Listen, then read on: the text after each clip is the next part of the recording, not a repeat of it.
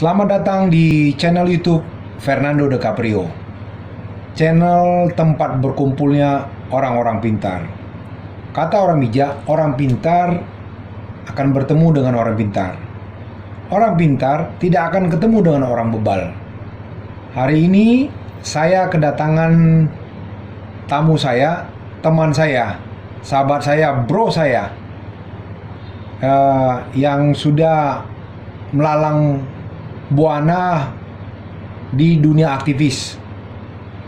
Beliau juga adalah anggota salah satu partai. Beliau ini bergerak ke sana kemari ketika masa reformasi. Agar tidak berlama-lama, saya akan memanggil teman saya, sahabat saya, bro saya. Inilah dia, Lutfi Nasution. Selamat datang, bro Lutfi. Terima kasih, brother. Bro Lutfi ini sering dipanggil dengan Lunas. Betul. Lunas, Lutfi Nasution. Jadi kalau mahasiswa atau kemana teman-teman bisa bawa dia. Kalau makan bawa dia, udah tinggal aja. Tukang warung bilang, "Loh, kok nggak bayar?" Namanya lunas. Namanya lunas, ya kan? Jadi bisa lunas semua. Ya, jadi saya terima kasih, brother, sudah mau datang ke channel YouTube saya. Ya, sama-sama, brother Fernando. Terima kasih banyak telah mengundang saya. Brother bisa ceritakan dulu apa brother itu dulu sebagai aktivis 98, apa namanya pergerakannya? Oh ya, terima kasih. Assalamualaikum warahmatullahi wabarakatuh. Salam sejahtera, Shalom, Om Swastiastu, Nama Budaya, salam kebaikan. Ya, terima kasih banyak atas kesempatan yang diberikan kepada saya nih, Bro Fernando nih, luar biasa, sahabat lama, kawan seperjuangan juga. Ya dulu sempat ya berbeda pilihan waktu itu ya. Ya, di Pilpres ya. Di Pilpres Ya, 2014 dan 2019. Iya. Ya brother, saya itu dulu aktif di Forum Komunikasi Senat Mahasiswa se-Jakarta atau yang dikenal dengan FKSMJ. Oh, gitu okay. Ya, kebetulan saya bersama kawan-kawan mempelopori atau salah satu pendiri dari Forum Komunikasi Senat Mahasiswa Jakarta tersebut. Begitu, brother. Jadi brother ini aktivis yang inilah ya, yang punya catatan sejarah, turut menumbangkan Orde Baru ya. Iya begitu, betul. Jadi saya memanggil orang-orang sini yang pasti punya catatan baik terhadap perjuangan bangsa ini di luar orang-orang yang ngerti hukum ya, brother. Orang politik, orang hukum juga, sarjana hukum brother kan? Betul. Ya, alumni Fakultas Hukum Universitas Jakarta. Nah, itu dia. Jadi begini brother, ini kan brother sebagai aktivis 98 yang membawa reformasi ini. Bagaimana pandangan brother sekarang ini pemerintahan Pak Jokowi? Apakah sudah sesuai dengan harapan dari para aktivis? Apa yang sudah dilaksanakan Pak Jokowi ini gimana menurut brother? Ya, ini emang jawaban yang cukup sulit untuk dijawab. Karena kita ketahui bersama bahwa pemerintahan Jokowi hari ini tidak berdiri sendiri, ada pemerintahan sebelumnya. Oke. Pasca reformasi sebelum Pak Jokowi ini ada Bu Megawati. Oke. Kemudian Gus Dur dulu. Gus Dur, Bu Megawati, kemudian SBY. SBY dan Oke. baru Pak Jokowi. Nah, jadi ya kalau harapan reformasi emang agak masih jauh, masih jauh sekali karena memang banyak sekali yang harus dibenahi. Nah, salah satu apa sih namanya itu targetan Jokowi melakukan revolusi mental itu sebetulnya kalau di FKSMJ namanya potong satu generasi. Yaitu pencungkir balikan nilai-nilai lama pada nilai baru. Nah, namun ini pun masih jauh dari harapan karena pasti bukan Jokowinya yang tidak mau. Tapi emang selama Orde Baru ini 32 tahun ini udah luar biasa. Mengakar, bahkan mendarah daging. Nilai-nilai lama itu KKN ya, kolusi dan nepotisme ini masih sangat luar biasa. Tapi apa yang dilakukan Jokowi hari ini ya sedikit banyaknya untuk persoalan hukum ya masih mendapat catatan dan sorotan. Dan ini perlu dibenahi lagi saya kira. Nah, tapi untuk pembangunan infrastruktur menurut saya itu sudah luar biasa ya. Sangat luar biasa. Ini bukan dari saya, kebetulan kawan-kawan saya banyak di daerah-daerah dan mereka sudah merasakan bahwa infrastruktur di daerah mereka ya sudah bagus gitu. Sudah jauh dengan presiden sebelumnya. Dari sebelumnya. Dan ini adalah sebuah catatan bagus menurut saya. Sehingga kita juga harus objektif melihat sampai sejauh mana Jokowi menjalankan amanatnya sebagai seorang kepala negara. Ya tidak mudah lah dalam waktu baru berapa tahun sekarang? 7 tahun. 7 tahun itu ya tidak semudah membalikan telapak tangan. Jadi memang perlu proses dan perlu Jokowi ini mendapat dukungan dari semua stakeholder atau komponen masyarakat yang ada di Indonesia untuk kemudian mewujudkan cita-cita proklamasi 1945. Saya kira begitu. Nah, apa kan sekarang ini apa banyak juga orang yang masih apa kayak nggak puas dengan kinerja Jokowi. Gimana menurut brother? Oh ya itu menurut saya itu kan kacamatanya mungkin berbeda-beda gitu kan. Kacamata Ray-Ban apa gimana? Ya mungkin ada yang kacamata Ray-Ban, ada yang plus, ada yang minus gitu ya. Jadi tinggal dari mana kita melihatnya. Kalau kita like or dislike, jangankan salahnya, benernya pun jadi salah gitu. Gimana maksudnya gimana itu?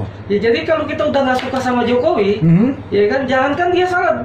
Jokowi bener pun dianggap salah gitu. Jadi ya kita harus meletakkan tuh dengan kacamata yang objektif. Kalau kita objektif, kita harus katakan memang ada kelemahan ada. Di mana kelemahannya perbaiki. Gitu loh. Tapi kalau ada yang baik-baik juga jadi bilang nggak ada yang baik juga gitu. Nah buktinya kemarin kan Jokowi jadi presiden G20 kan? Betul.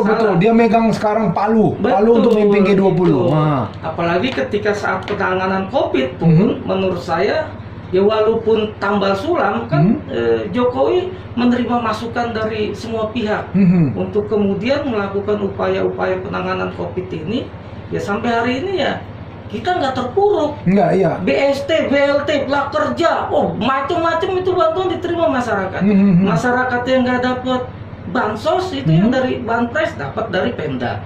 Nggak dapat Pemda dapat UMKM, nggak dapat UMKM prakerja, dan lain sebagainya. Belum pernah begini ya? Tidak ada negara lain, coba kita lihat, apalagi jumlah rakyat Indonesia luar biasa. Betul. Brother, gitu. Ya memang ini akan menguras APBN kita, tapi itu konsekuensi logis apa yang diharuskan seorang kepala negara untuk menyelamatkan rakyatnya dan juga bangsanya tentunya. Iya pastilah, kalau maksudnya gini, kalau dipakai APBN itu buat rakyat ya harusnya jangan orang nyinyir ya.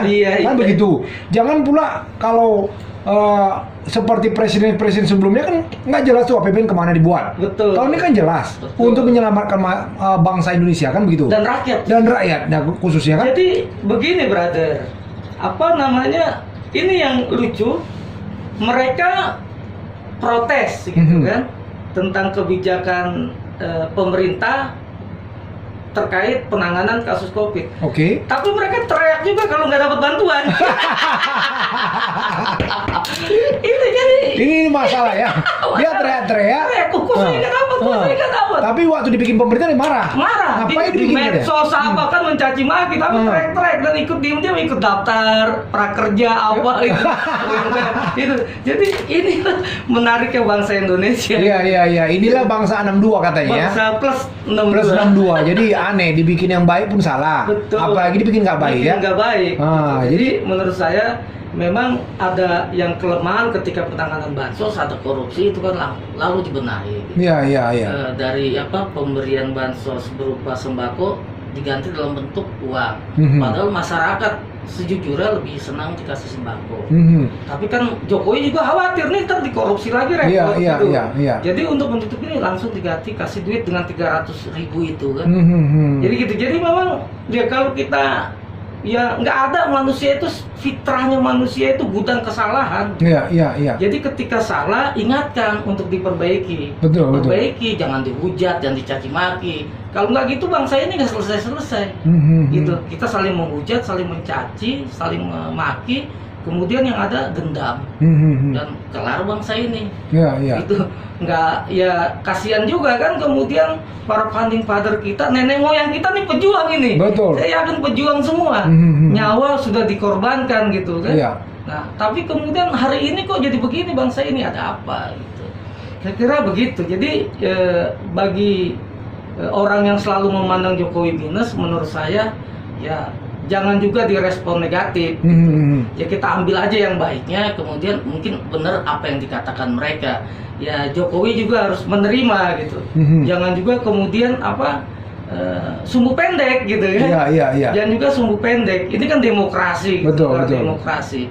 Memang periode Jokowi ini periode yang sangat berat, semua serba terbuka. Kayak dunia tanpa batas, internet, medsos mau main itu kan. Jadi emang ini yang harus benar-benar pemerintah Jokowi menyerap aspirasi itu harus dengan kepala dingin gitu. Jadi ya wajar lah kalau orang nggak suka, wajar aja gitu, nggak mungkin lah benernya aja salah gitu. Apalagi salah itu aja. Siap. Tapi ngomong minum dulu brother. Oh iya siap. Biar ini biar nggak tegang kali, kita tegang kali ini. Terlalu serius. Mantap Ya kopinya ya. Siapa bikin ini brother? Ada, ini sekretaris kita. Mantap, Mbak Putri, makasih. Nah, jadi ini kan brother aktivis yang dulu sebenarnya boleh dibilang ini ya yang mengkritik selalu Jokowi ya, selalu tuh ya. Tapi belakangan ini brother malah sudah, kalau kata orang jadi sadar apa gimana coba? Ya terima kasih. Jadi sebetulnya begini, memang dari 2014 sampai 2019 kita selalu berseberangan dengan Jokowi, gitu kan? Karena 2014 Prabowo Hatta wakil presiden, gitu kan? Kebetulan dari PAN, saya dari PAN juga kan? Kita ikut Patsun Partai. Iya. 2019 itu Prabowo Sandi, PAN juga mengusung Prabowo Sandi, saya juga ikut Patsun Partai, gitu. Walaupun memang ketika kita melakukan kampanye para relawan-relawan ini, jujur saja kita juga tidak melakukan black campaign. Kita justru melakukan gerakan politik gagasan. Gitu. Jadi yang kita ingin kembangkan adalah ini loh gagasan. Waktu itu Prabowo Hatta dan Prabowo Sandi, gagasan Prabowo dan Sandi itu ketika jadi presiden ingin melakukan apa untuk bangsa ini. Tidak ada menghujat, kemudian mencaci maki Jokowi dan lain sebagainya. Karena kita memiliki kesadaran politik yang tinggi dan kita juga nggak mau terjebak pada dua kutub ekstrim yang nanti bisa berpotensi memecah belah bangsa Indonesia. Itu yang harus dijaga, semangat itu. Berbeda pilihan adalah biasa. Sama seperti dulu kita masih suka ngopi-ngopi walaupun kita berbeda pilihan. Gitu. Karena bagi kita persaudaraan, persatuan itu lebih utama ketimbang berbeda pilihan. Betul. Dan ini bukan persoalan kesadaran partai saya aja, ini kesadaran saya pribadi bahwa kepentingan bangsa ini lebih besar di atas kepentingan segalanya. Apalagi persoalan kontestasi presiden. Begitu, brother. Oh, jadi artinya memang brother sudah menilai melihat sendiri bahwasanya Pak Jokowi memang kerja benar kan?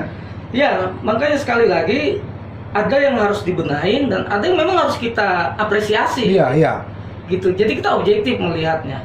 Ada kelemahan, ya perlahan demi perlahan diperbaiki. Memang kan nggak terlalu dipromosikan sama Pak Jokowi, tapi hasilnya kelihatan. Iya, iya. Nah, kemudian infrastruktur yang tadinya dianggap ini tidak bermanfaat, bukan tidak bermanfaat sebenarnya. Memang pembangunan itu kan harus bertahap, infrastruktur dulu, kemudian nanti gimana untuk memenuhi distribusi sembako, makanan atau lain sebagainya kan bertahap, nggak bisa langsung. Betul, betul. Nah, rakyat kan maunya Langsung semua. langsung semua kan nggak bisa, gitu. Begitu brother. Jadi ya mungkin butuh kesabaran dan ini mungkin lemahnya juru bicara kepresidenan menyampaikan ini ke masyarakat. Gitu, tahapan-tahapan pembangunan ini, setelah bangun infrastruktur itu bangun apa lagi? Gitu, seperti satu program yang luar biasa yang menjadikan perbatasan itu sebagai muka depan kita atau Indonesia, pekarangan Indonesia itu luar biasa menurut saya. Gitu. Nah, apakah ini selesai atau tidak? Nah, ini yang seharusnya masyarakat mengawasi sehingga Pak Jokowi fokus melakukan itu. Jangan mau ngebangun ini dikritik dulu, tanggung gitu. Kemudian tol laut. Tol laut kalau kita perhatikan juga setelah saya kemudian diskusi dengan beberapa teman-teman, ya ini luar biasa, Indonesia negara kepulauan gitu. Bagaimana kemudian dermaga-dermaga dibangun untuk mengangkut hasil-hasil alam yang di pedesaan gitu kan, untuk kemudian distribusikan ke seluruh Indonesia gitu. Sehingga keluhan masyarakat selama ini memang baik infrastruktur jalan maupun laut yang ada ini kok barang tetap mahal gitu. Ada apa persoalannya ini kan yang harus kemudian sama Jokowi dan kabinetnya itu menyerap aspirasi ini, gitu. Dan juru bicaranya itu atau kementerian-kementerian terkait di bawahnya itu harus menyerap aspirasi ini. Saya kira bukannya Jokowi nggak mau, mungkin Jokowi itu kan nggak bisa. Ini Indonesia ini negara terluas luar biasa ini kan. Jadi menurut Bro itu apa? Juru bicara itu kurang atau gimana? Ya kurang gitu. Juru bicaranya Jokowi kurang kemudian menyampaikan program-program Jokowi secara utuh ke masyarakat. Media-media sosial yang digunakan hari ini justru digunakan lebih intensitasnya lebih tinggi digunakan oleh orang yang menyerang Jokowi gitu. Ketimbang juru bicara Jokowi untuk kemudian menyampaikan program-programnya gitu. Oh ini berarti juru bicaranya kurang lah ya? Iya kurang. Jubir-jubir mudanya juga ini kurang. Yang milenial itu ya? Yang milenial juga giatnya kurang. Gitu. Kemudian ada satu program terakhir yang saya dengar itu tentang petani milenial atau apa itu luar biasa menurut saya.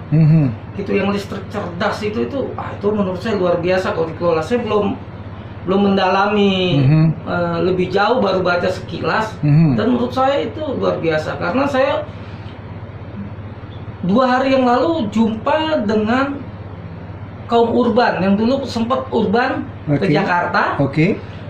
Kemudian dia balik lagi ke desa kelahirannya di Lampung, transmigran juga di waktu itu.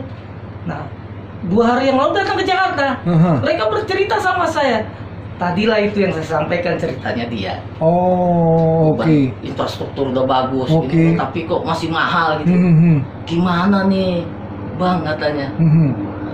Ini yang harus disampaikan. Saya nggak tahu juga apakah pemerintah tahu ini atau tidak. Keluhan-keluhan inilah yang kemudian harus direspon. Saya katakan juga ada program petani milenial udah sampai belum? Belum, Bang. Kita ada Gapok Tani itu belum dapat informasi itu. Nah, dia kebetulan petani coklat.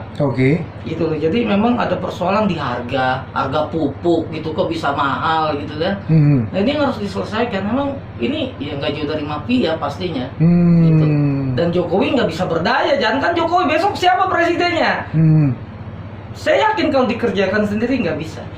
Apalagi ada mafia mafia-mafia inilah. Yang bergerak ya? Iyalah lawan kita semua. Pak Jokowi sendiri bisa, belum tentu. Iya, iya. Harus Iya. melibatkan semua. Nah, tadi kan Bro bilang kurang ini komunikasi ya, juru bicaranya kurang komunikasi kepada masyarakat ya. Iya. itu Nah, pendapat kalau misalnya Bro dipanggil Jokowi gimana? saya. Ya kalau saya nggak mau lah dipanggil Jokowi. Kenapa? Nama saya Lunas, brother. Iya, nama saya Lunas, Oh. bukan Jokowi. Nggak mau saya. Oh, jadi kalau dipanggil Jokowi nggak mau? Nggak mau, Lunas. saya. Lunas. Iya, iya, iya, iya. Pokoknya kalau dipanggil Jokowi nggak mau ya? Nggak mau saya. Maunya Lunas ya? Lunas. Ya. Oh. Pasti saya nyamper kalau dipanggil. Oh iya, iya. Tapi kalau Bapak Jokowi memanggil, Oh, brother, itu lain itu. lain. Itu lain itu, harus siap itu. Oh gitu ya. Oh mantap mantap Pak. Jadi Bro Lunas kalau melihat ini gimana arah politiknya sekarang ini?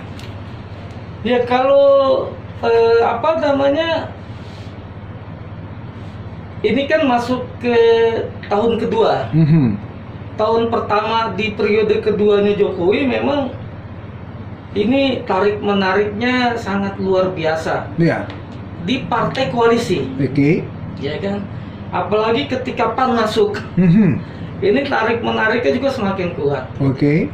Tapi sampai sejauh mana kemudian Jokowi bisa mengatasi persoalan koalisi? Nah, dengan demikian kalau di koalisi kemudian bisa solid, ya Jokowi bisa membawa partai koalisi ini sesuai yang diharapkan atau sesuai dengan program yang dicanangkan selama pemerintahan Pak Jokowi. Tarik menarik kepentingan politik ini pasti tidak terlepas dari persiapan 2024. Oke. Karena amanat konstitusi presiden hanya 2 Dua periode, ya. gitu kan, dan itu juga dari amanat reformasi. Iya, kan? iya. Harus ada dibatasin juga, jangan seperti yang lalu-lalu. Tapi kalau misalnya ada koalisi-koalisi atau relawan yang bilang, udah Pak Jokowi harus kita usulkan di amandemen lagi Undang-Undang Dasar 45 supaya 3 periode, kan begitu. Padahal Pak Jokowi bilang saya nggak mau, dibilang gimana menurut brother tuh? Itu jebakan Batman kayaknya. Gimana jebakan Batman ini maksudnya? Iya, nanti ketika Jokowi mengatakan ini atas, ingat gak? Soeharto selalu begitu dulu. Oh. Iya kan? Ini karena rakyat gitu kan. Aha. Rakyat yang meminta saya akan naik lagi gitu. Padahal kan itu akal-akalan aja. Begitu juga ketika Jokowi mengatakan iya saja, pasti tidak habis. Oh, sama orang-orang nggak suka sama dia ya? Bukan orang-orang nggak suka, karena juga secara konstitusi ya ini bertentangan. Iya, iya, iya. Apalagi di masa pandemi ketika kita mau melakukan amandemen. Proses amandemen itu nggak sesederhana dan nggak sesingkat yang kita kira gitu. Butuh waktu bertahun-tahun untuk melakukan sosialisasi, mendengar masukan gitu kan, pendapat dari ya kelompok atau elemen masyarakat. Begitu brother. Jadi kalau dalam waktu singkat amandemen, wah itu luar biasa itu. Atau jangan-jangan orang yang mengusulkan itu mau supaya dia tetap jadi kekuasaan kali, gimana bro? Bisa jadi. Bisa dia berada ingin tetap kekuasaan atau ingin melakukan pembunuhan karakter terhadap Jokowi. Gitu. Nah, ini Jokowi juga harus ya mewaspadai itu. Menurut saya kalau misalkan ya kita mencontoh Cina lah, kenapa Cina hari ini bisa maju? Siapapun presidennya dia punya blueprint. Gitu. Siapapun yang memimpin dia harus menjalankan itu. Gitu. Nah, Indonesia kan kemarin pasca reformasi presidennya ganti programnya kan itu kan membuat kemudian Indonesia seperti hari ini. Gitu. Maka harapan kita ke depan ini Jokowi harus mempersiapkan blueprint justru bersama partai koalisinya. Indonesia ke depan ini seperti apa? Gitu. Nah, terus program Jokowi yang belum kelar, yang belum selesai itu apa? Tuntaskan gitu. Nah, gitu loh. Jadi kalau kita baca arah politik ke depan ini ya kita harus punya blueprint yang jelas untuk kemudian membangun bangsa ini sesuai dengan cita-cita proklamasi 1945 yang diamanatkan dalam pembukaan Undang-Undang Dasar 45 alinea keempat, yaitu pertama memajukan kesejahteraan umum, mencerdaskan kehidupan bangsa, melaksanakan ketertiban dunia. ketertiban dunia. Mhm. Gitu. Terus satu lagi apa? Eh, Menjas melindungi segenap bangsa melindungi Indonesia. segenap tumpah darah Indonesia dan Iya. keselamatan ketertiban dunia Iya. yang berdasarkan kemanusiaan atau yang berdasarkan perdamaian abadi dan Keadilan sosial. keadilan sosial. Itulah cita-cita ini apabila diimplementasikan maka akan menjadi sebuah kekuatan besar bagi bangsa Indonesia. Makanya ruh kita itu Pancasila, proklamasi dan pembukaan Undang-Undang Dasar 45. Mhm. Nah, batang tubuhnya pun harus kemudian juga satu tarikan napas dengan ini. Mhm. Nah, harus satu tarikan napas.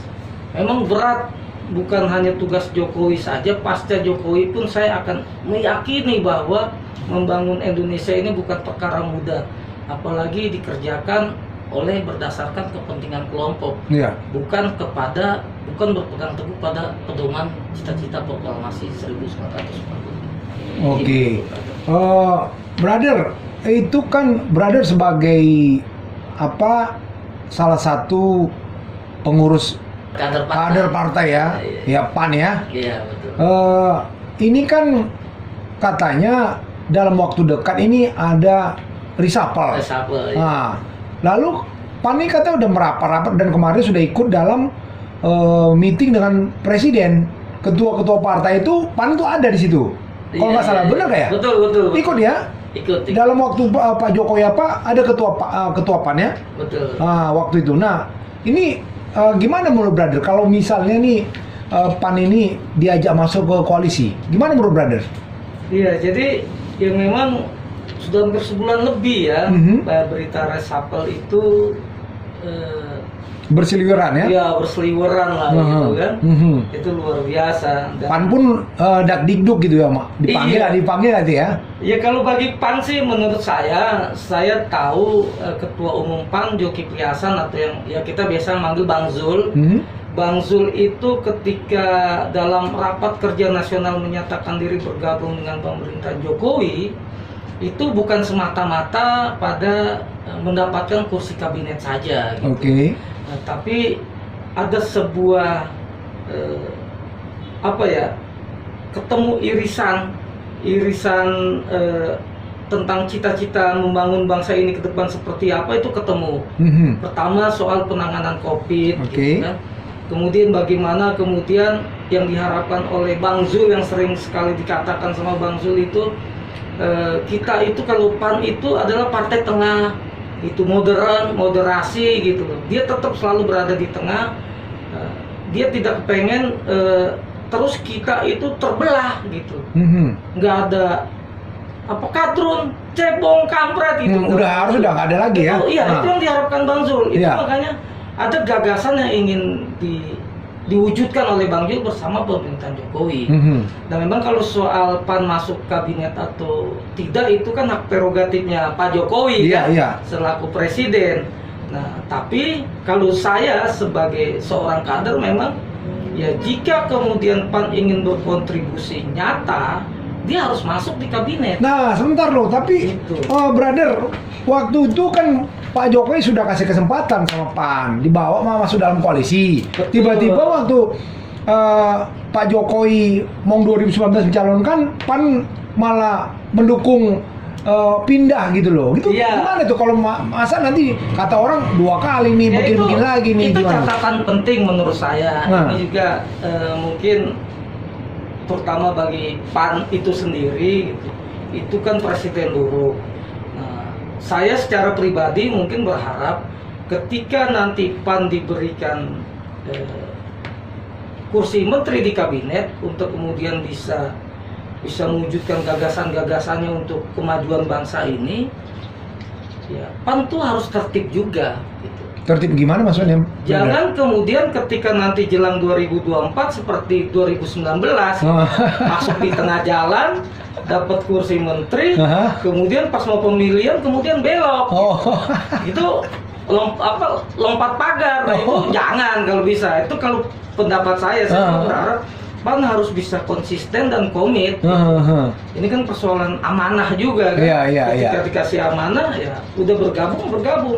Kalau PAN tetap mendukung pemerintahan Jokowi, tapi di luar ya mendingan ngambil posisi begitu, tetap di luar kan bebas. Iya. Tapi kalau dia PAN dikasih mau masuk di dalam Kabinet ya harus konsisten juga dong. dan komitmen ya. Sampai akhir, Iya. komit sampai akhir.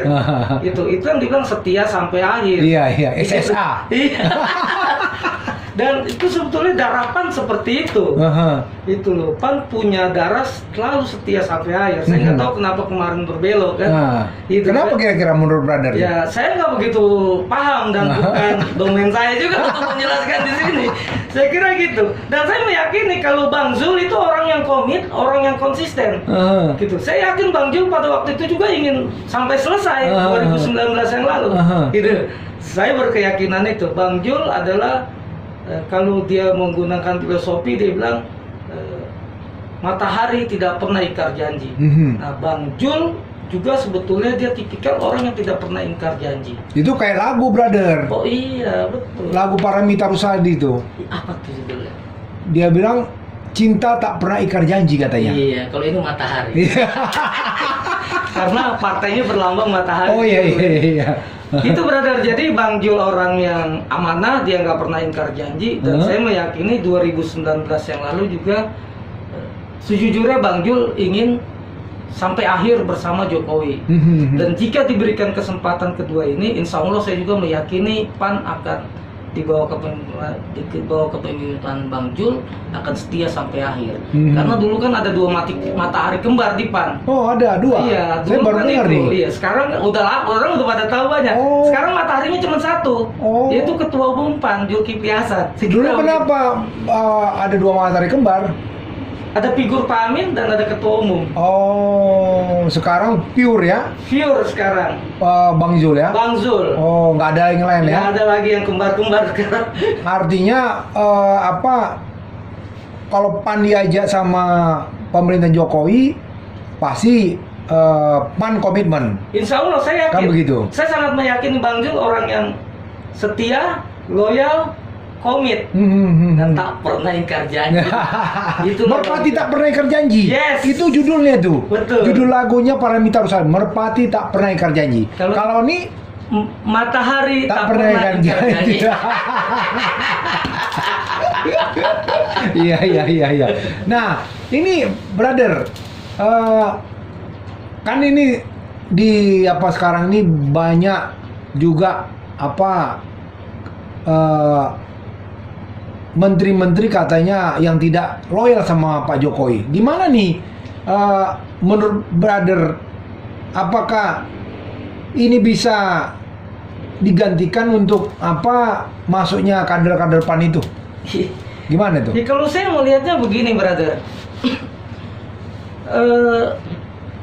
ya kita beberapa waktu lalu sering melihat lah ada menteri yang kemudian nggak sejalan dengan presidennya, padahal menteri ini kan pembantunya nih, ya kan, tidak sejalan. Kita juga nggak tahu kemudian motifnya apa, apakah motif politik apa nyari keuntungan, gitu.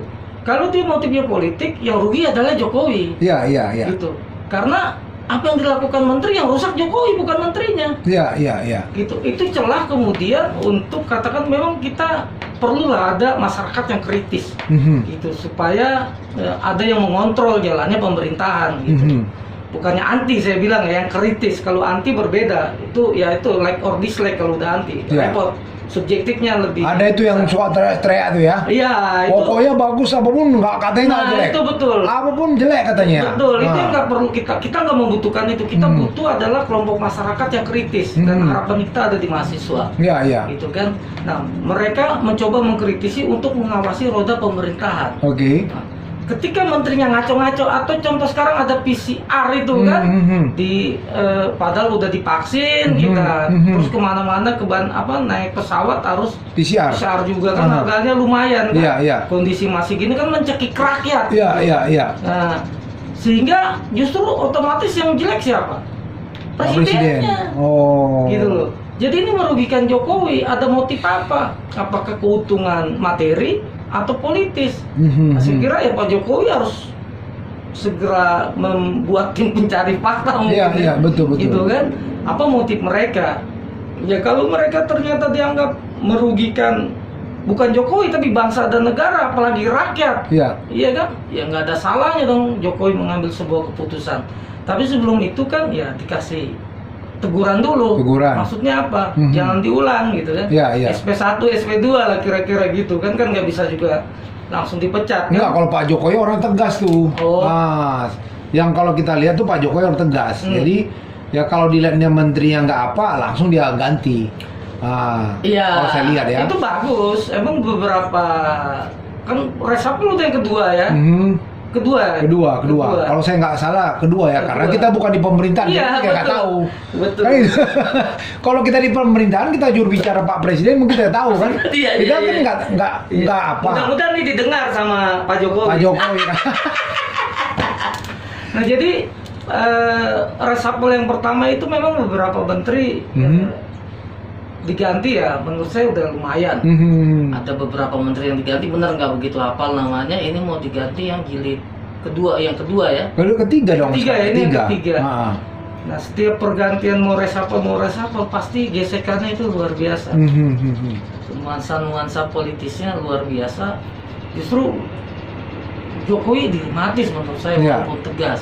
Karena kalau kemudian koalisinya terganggu kan juga ini membahayakan perjalanannya Jokowi untuk mencapai capaian program-program kerja dia. Iya, iya. Karena kan masih banyak juga yang belum bisa terrealisasi Iya. kan.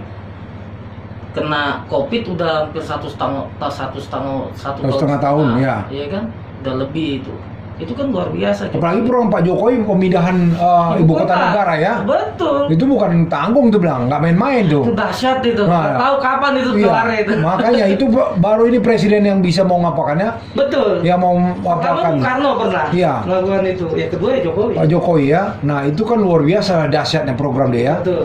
Jadi ya kita sih berharap lah, artinya kalau Pak Jokowi melihat kinerja dari menterinya memang kurang, ya Pak Jokowi masih banyak yang ini kok, anak-anak bangsa yang punya potensi Pak. Jadi nggak usah tergantung sama beberapa menteri yang memang nggak bisa kinerjanya, nggak usah Pak. Banyak Pak, ya kan? Itu hak prerogatif Bapak. Ini salah satunya kata ini kader PAN ini, PAN itu kepengen masuk juga ke pemerintahan. Benar tuh, benar kira-kira gitu ya. Ya itu hak prerogatif presiden. Ini kader PAN yang ngomong, bukan saya. Kader PAN bilang ya kalau bisa masuk kan begitu kan, dan komitmen kan itu ya. Benar ya Pak, Betul. apa bro? Betul, Bro betul, Lunas ya. betul. Nah, jadi ya itulah, jadi masih banyak kader-kader lain yang bisa mendukung program Pak Jokowi ya, supaya apa yang dicanang Pak Jokowi sampai 2024 ini nanti bisa tercapai ya. Betul. Kan begitu brother ya. Betul. Terus kira-kira menurut brother calon-calon pemimpin seperti apa nanti yang kita harapkan? Pasca Pemerintahan Pak ini, Jokowi ya. Figur-figurnya ini ya pasti. Yang bisa meneruskan ya. Oh iya, satu harus itu. Nah. Dia harus berpedoman pada cita-cita proklamasi 45, Mhm. gitu kan, dan pembukaan Undang-Undang Dasar 45 plus Pancasila. Mhm. Itu dia harus berpedoman dan berpegang teguh pada itu.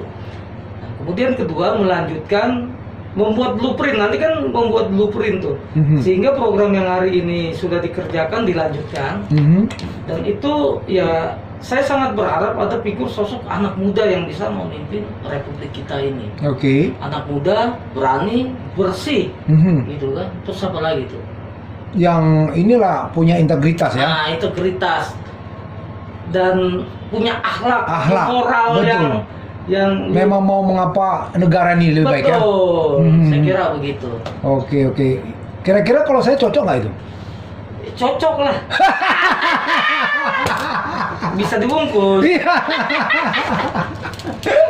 Oke, brother ada mau kasih masukan sama channel YouTube Fernando De Caprio nih. Oh ya. Karena ini channel kita nih baru belum ada seminggu kita nih launching nih. Ternyata banyak sekali yang benar-benar terinspirasi ya terhadap channel ini. Bahkan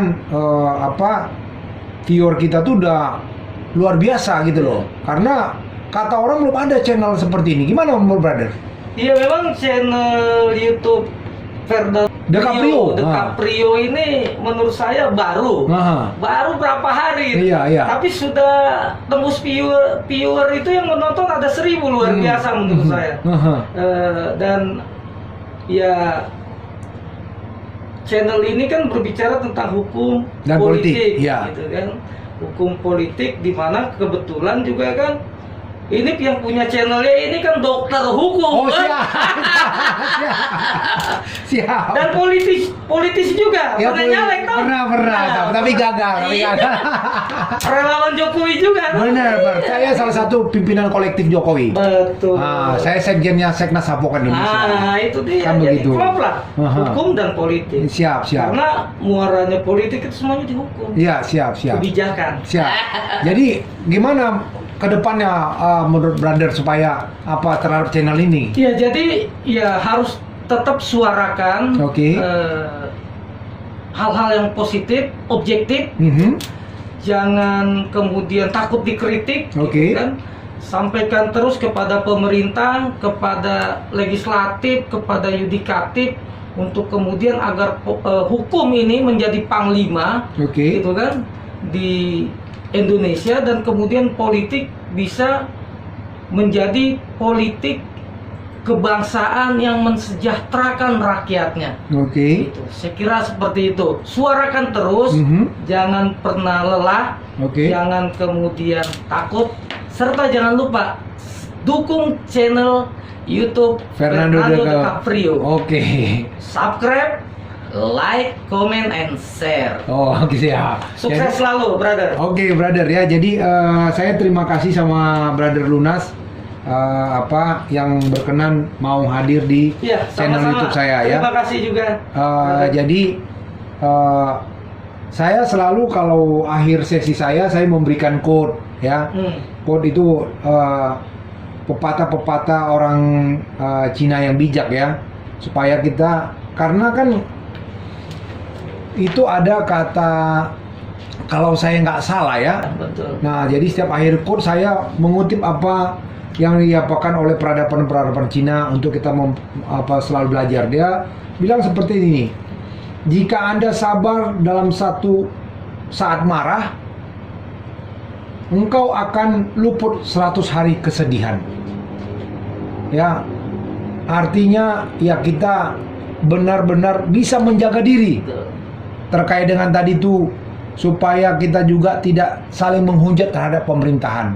Sehingga kita bisa juga suatu saat bisa luput dari kesedihan itu ya. Kalau nggak salah saya begitulah kira-kira artinya. Ya, terima kasih sekali lagi saya ucapkan kepada brother saya. Sama-sama, brother. Lutfi Nasution yang sudah berkenan mau menjadi narasumber di channel YouTube Fernando DiCaprio. Ya, tetap jaga kesehatan, tetap jaga prokes supaya kita selalu masih bisa berkumpul dan bisa melewati fase-fase berikutnya. Amin. Itu aja. Terima kasih, brother. Terima kasih. Sama-sama. Selamat sore, brother. Selamat sore. Merdeka. Merdeka. Thank you. Thank you.